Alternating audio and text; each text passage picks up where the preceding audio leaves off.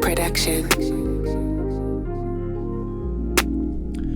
What is good, guys and girls? We're gonna go over Arkk ETF here, right? The Arkk Innovation ETF.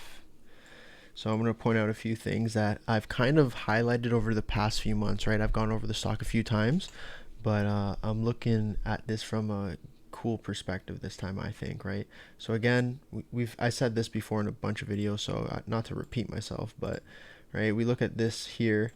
We have this pandemic that happens in 2020, and what does the Fed do? They print a bunch of money trying to save the markets, and then it works. And then what we see is a huge rally for pretty much a year straight, and it leads us to peak up here at around $159, right? $160. So this leads us into like this euphoric stage, right? Where everyone thinks Kathy Wood is the best.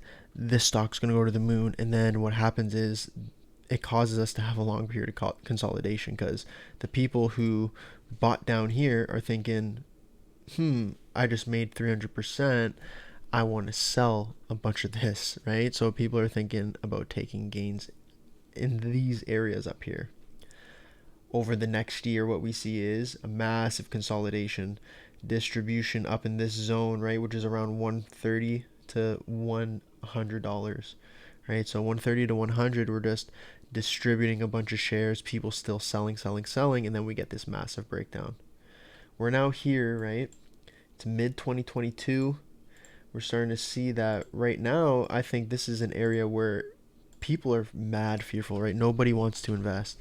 This right now is a sketchy time in the markets for a lot of people, but what that means is for the investors who understand the cycles of the market and the people who want to get exposed and put on risk, this is the perfect time, right? Arkk is down approximately 77% from its very highs in 2021.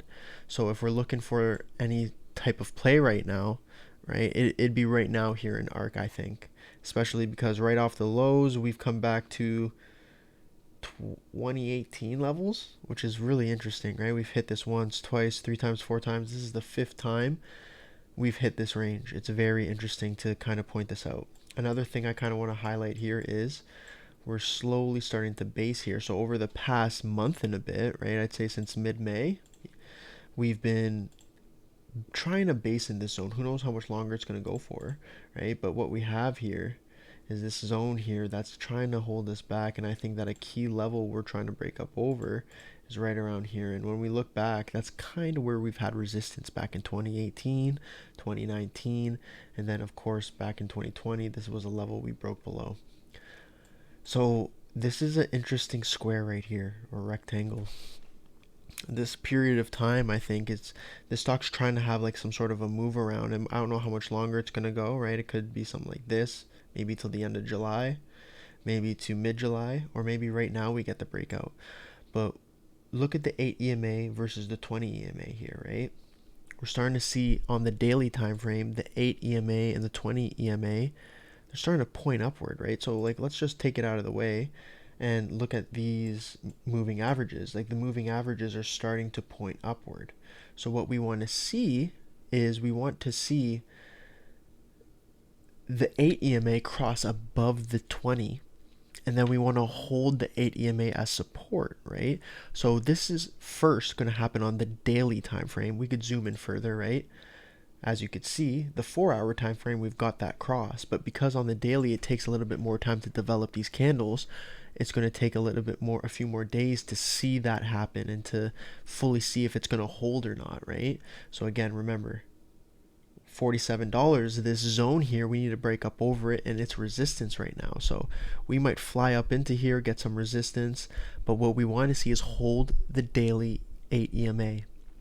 Now when we zoom out, we get to the weekly time frame and we look at that 8 EMA, and we're still under it, right? So we could get some sort of a rejection, but what I like here is, I'm going to delete these out of the way now. we have a nice big hammer here, here, and a morning star candlestick pattern.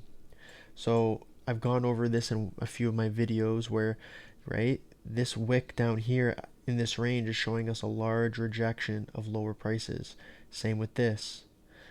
This pattern right here, the morning star candlestick, is showing us that there's a rejection of lower prices. Is it the bottom? We don't necessarily know that right now. It could take a little bit more time to develop in this range. But again, what we want to see, and I've pointed this out a bunch in the more of my recent videos I've been making, but that cross of the 8 EMAs is going to be a good teller on the weekly time frame, right? That we are going to make a move higher. But then again, same with the daily, right? What happens on the weekly or what happens on the daily, we want to see the same thing on the week. What happens on the daily, we want to see the same thing happen on the weekly. Geez, the stuttering is just coming in hot. But basically, we want to hold that 8 EMA after we get the cross. That's showing us that there's demand in the stock and that people are now buying it up instead of using it as resistance, as you can see over here. Now, something I wanted to highlight is this monthly time frame.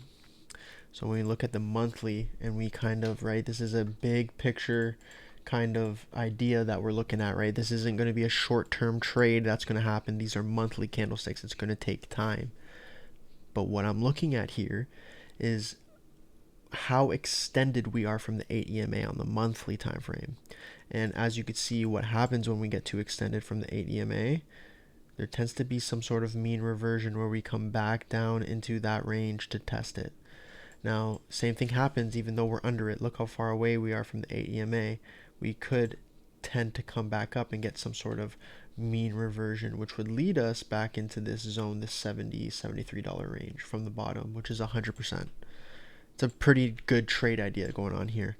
So I think this stock is something to pay attention to over the next few months. When we use the fib retracements here, right, and we go to the top to the very bottom, that 0.382, $83, right? So from where we're at right now, if we go up to the 0.382, that's an 88% trade. I think that there's a great opportunity here in Arkk, especially over the next few months. I know that what's going on in the world is not the hottest, right? People are talking about recessions a lot and like what the economy is going to go to if we rise interest rates and people are going to default their mortgages, all this stuff. You hear it all. It is partial. Part of it is, a lot of it's true. It could happen, but also it is used as a tactic to pump fear into the markets. But I think, what's his name, Warren Buffett, who came up with that quote where it's like, be greedy when others are fearful, and then be fearful when others are greedy, right? So listen, I suck at remembering the quotes, but essentially it goes back to that euphoria fear thing I was pointing out on the chart, where right now everyone's scared. This is probably the time to invest. That's the breakdown here on Arkk. Peace.